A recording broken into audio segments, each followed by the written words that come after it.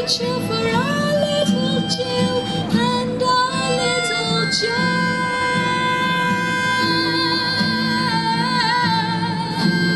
To coffin, to coffin, to coffin, to coffin, to coffin, to coffin. All of our children flat on their backs. All of our children flat on their backs. All of our children flat on their backs. Take peace, take it apart. Take peace, take it apart. Take peace, take it apart. Take peace.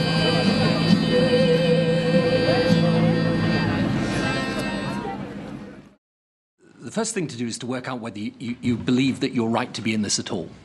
Right. Then the next question is, if you are right to be in it, what is your level of support? And in any occasion, and I ended up in several occasions taking military action, Kosovo, Sierra Leone, Afghanistan, Iraq, the very first thing I do is I ask the military for their view. And their view in this instance was that they were up for doing it, and that they preferred to be right at the centre of things. Now, that actually, I'm not hiding behind them, because that was my view too. I thought if it was right for us to be in it, we should be in it there, alongside our principal ally, the United States. I thought that in Afghanistan, and I thought that in Iraq also. So that was your view too. So you were at one with what you were being advised on. Correct.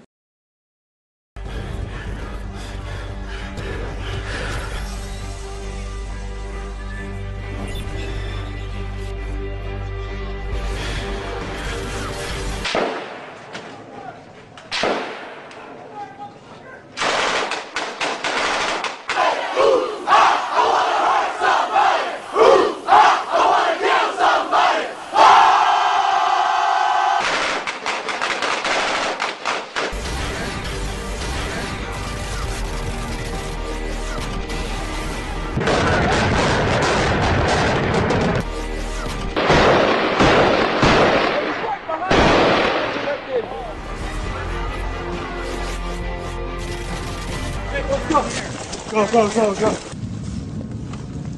Here, the house is surrounded.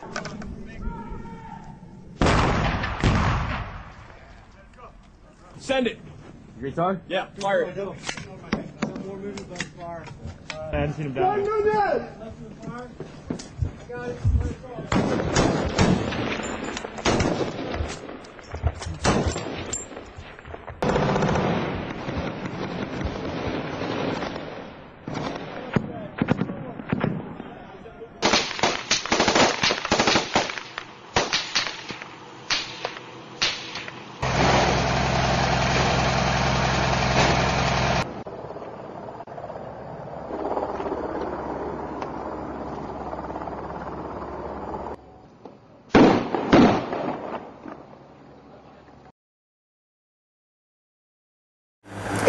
It make me sad, because what is going on up in Muslim countries, they are dying innocent people, and yeah, this is my feeling, you know.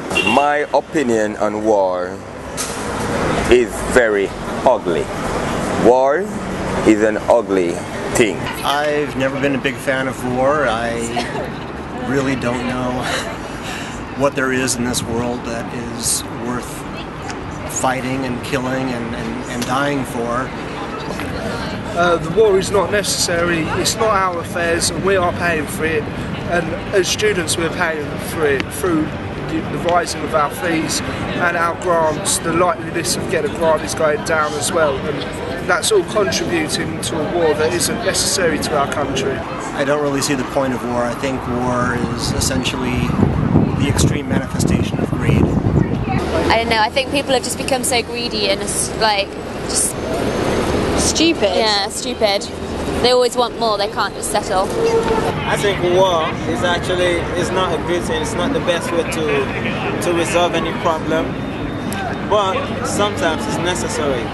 It does not make me feel the natural Well, because then you're not relaxed in these war-torn places. Like, once there's war, people seem to get tensed up and panic. Personally, I think war's unnecessary. It makes me disappointed with my country. It makes me disappointed with the USA.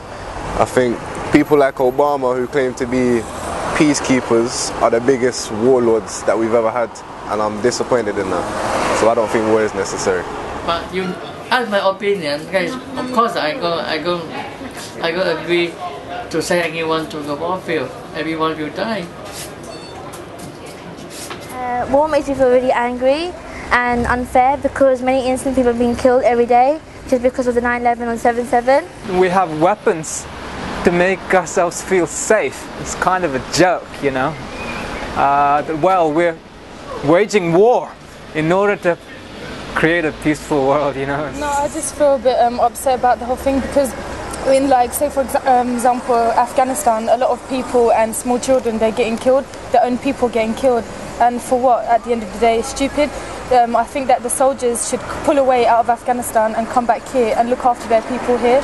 My name's Joe Glenson. I'm an ex-soldier and an Afghan veteran and an anti-war activist. We are making this statement in defiance of the propaganda and the lies that have supported the so-called war on terror for the last 10 years. You know, I used to be a soldier, now I'm an anti-war activist. I went to prison for opposing the war. And my role is to continue doing that until the troops come out.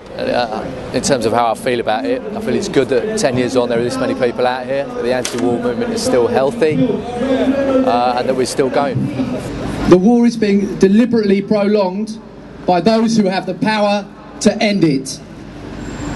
We are veterans from the British and American Armed Forces acting on behalf of servicemen and citizens at home. We know that these wars have nothing to do with democracy or security or women's rights or peace or stability. They are fought for money and power and nothing else. There's a lot of things caught up in that war. One of them, the key ones, is racism. There's a lot of civilians being killed. There's a lot of lies told about why we're there and what we're doing there, and all these things kind of came together for me and led me to oppose it, and I just tried to raise my voice against it because I didn't think it was right. It's pretty simple, really. Our comrades' blood has lubricated the ambitions of the few. Yeah. The goals could only have been achieved by negotiation, and this remains the case.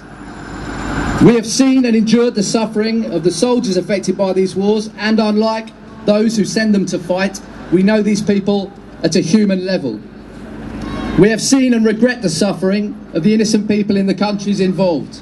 We are protesting against the conduct of the war and the reasons it was started by the United States and the United Kingdom. I mean, it's obviously not about security because we're no more secure here. The people in Afghanistan aren't more secure. The UN released a report last year saying the security is actually lowest for 10 years. And yet the government still says we need to be there for security. That's a lie to me, that we need to still be there. Also the things about women's rights. I mean, I don't think war has ever improved the lives of women, and certainly that's never been a reason to invade a country. Imperialist powers don't invade places to make them better, they invade them to steal stuff from other people, and that's playing out, and that's apparent in the Afghan conflict. We object to the insincerity and imperialistic objectives for which people continue to be sacrificed, displaced, tortured, imprisoned and wounded. On behalf of those suffering now, we make this protest against deception. It is our aim to destroy the myths and the ideas promoted at home that these wars are fought in the best interests of the people, or that they are in any way patriotic, meaningful or necessary for the interests of the great majority. They're in Afghanistan, as they're in Iraq, because there are resources there they want, and there's strategic power that can be gained from being in those places. 10 years is long enough for a war that has nothing at all to do with terror, yet it is carried out under that premise. The anti-war movement continues, and it will never go away while we're occupying other people's countries and killing them. Please join us when we go down to Downing Street, and we can knock on Mr Cameron's door if he comes out this time. He doesn't tend to be in. And if he is, then beers are on him, or tea or coffee or whatever. Thank you very much. Good night, Joe. Well done, mate. I had, taken a view that this was something that if it was right to do, actually it mattered to have Britain there.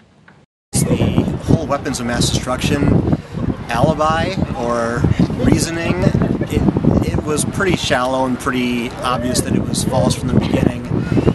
You know, George W. Bush was just kind of continuing a little bit of a vendetta that his father started, and it seemed like it was more personal than it was, there was a need for it.